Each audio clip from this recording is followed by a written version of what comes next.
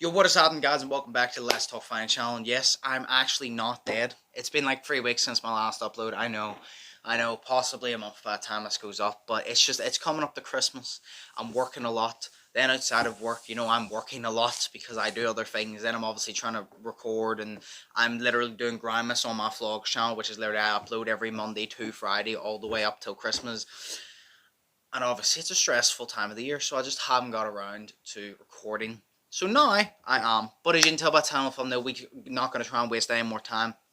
We're going to be talking about Misfits Extra Zone Series 4, which is literally main event, which is KSI versus Dillion Danis. Now, we already know that is the main event, but there is some of the undercard has now been revealed. I think probably all the undercard at this point now, and there's some good fights on it. We're going to start off first by talking about the women's fight. So there's Ordway versus Bruckner. I'm not too sure who Ordway is, but I know Brooke fought on the last, not the last Misfits one, but the Jay Swingler one, Series 2, I believe it was. And she fought against Kaylee or something, and she won that fight. Then that's a fight. Then we have Anthony Taylor versus Fargo. Now, Fargo is apparently one of KSI's sparring partners. Obviously, Anthony Taylor, we all know who Anthony Taylor is. But he's supposed to be fighting Fargo. Apparently, this is supposed to be a very tough fight. Haven't actually seen Fargo. Don't really know too much about him. But KSI said he's really, really good. He's one of his sparring partners. So it should be a good fight, good test for Anthony Taylor. Hopefully, it is literally one of those ones. Maybe a good technical fight. Obviously, Anthony Taylor's last fight was against an influencer. He beat him quite easy, quite convincingly, as, he should have. But this is a step up now, and hopefully this is a good fight, and maybe it'll open opportunity to maybe KSI will be like, you know what, let me get some of Anthony Taylor. He beat my sparring partner, let me fight him now. You never know. Then, up next, this is an interesting one now.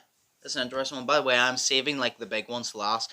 Joe Fournier versus, I assume this is Chris Tudulu. Chris Tudulu? I don't know. The name that was on the screen a second ago. Joe Fournier, this is the one I'm interested in because a lot of people were saying Joe Fournier could have been KSI's opponent on this card. Obviously, there was names being thrown about. It was between, there was Andrew Tate was a possibility. There was Joe Fournier was a possibility. There was Tyron Woodley. There was Tommy Fury. Joe Fournier was one of those fights that no one actually wanted to see KSI take. I was one of the few that actually would have liked to see that fight because the way I view it is he's a 9-0 boxer.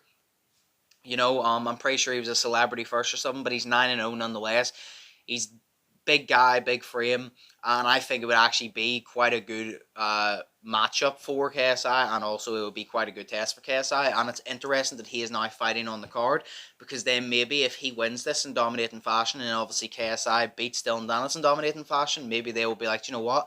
We'll fight next then. Maybe this is setting up that possibility that we're getting him on the undercard.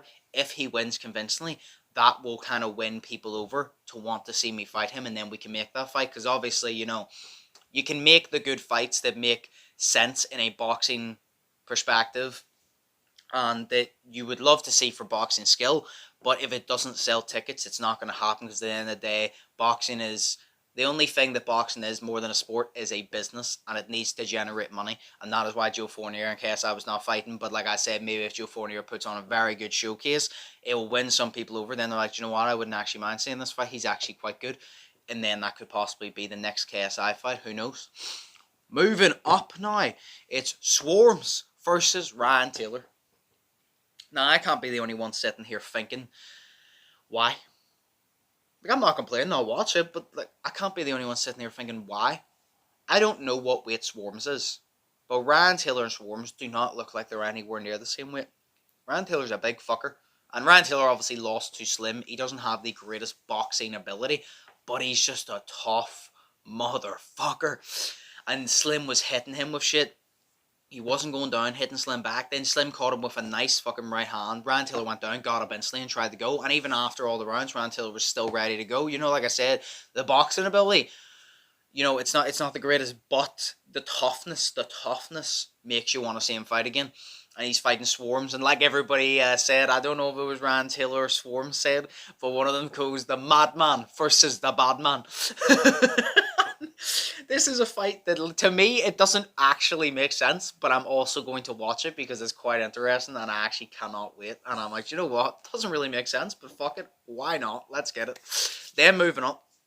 to the fights that are going to be more interesting in the terms of skill. Salt Poppy versus Josh Bruckner. Oh, this is the fight. This is going to be fight of the night. Mark my words. This is going to be fight of the night. Salt Poppy has came off 2 very nice wins, but they were against 2 opponents that weren't that good. But at the same time, if you look at it, right, a lot of people, you could say, oh, Salt Poppy's opponents weren't that good. That's why he knocked them out so quickly. But if Salt Poppy is as good as we all think he is, then what he did is exactly what he should have done to people at that level. So realistically, you know, we all know Salt Poppy, if he wins this fight against Josh Bruckner, he'd probably be top 5 YouTube boxers. Top 5, honestly. Josh Bruckner obviously had his most recent fight with Chase Demore or something like that. Chase Demore, literally, I don't even want to speak about his boxing skill. We're just not going to talk about that. Man was fighting demons. He wasn't even fighting Josh. He was fighting fucking demons when he did this fucking zigzag type shit. His literal game plan was, oh, fuck it. If I can't see him, he can't see me. Screw it. He cannot hit me. That was his game plan. And Josh Bruckner, despite Chase being the bigger guy, Josh Bruckner showed obviously that he had skill, that he had the movement, that he had the ability, he had good footwork, he had a good mentality, a good game plan. And even though Josh Bruckner was the bigger guy, like I said, Chase Demore was the bigger guy, like I said, Josh Bruckner just said, right, hit, move, I'll get inside, bang, move back. And he was on the move. He was taking advantage of the fact he was a smaller guy and he had the speed on his side. So Josh did very well. Now, Josh versus Salt Poppy, neither of these guys are overly big trash talkers. They don't really talk shit, which makes me interested more. Because you always get those fights where people chirp. Then when it gets to it ain't that good. They don't back it up. And I saw Poppy and Josh Bruckner. They ain't going to do a lot of this. They going to let these do the talking. And that's what I'm interested in. We ain't going to hear, I'm going to knock you out, bro. I'm going to knock you out too. Blah, blah, blah, blah, blah. They're going to be all nice, all respect. They've admitted it. But when it gets in the ring, these are going to do the fucking talking. And these are going to decide who the fuck walks out of that fight on the night. The winner. Oh, I'm excited for that one. That's going to be fight of the night, 100%. If any other fight surpasses that, the only way that can't be fight of the night is if another fight is fucking skyrockets, or if that just becomes a massive disappointment, because it's literally just the most hype. Like KSI versus Dillion Danis, cool, but Salt Poppy versus Josh Bruckner, technical wise, I think is going to be the best fight of the night.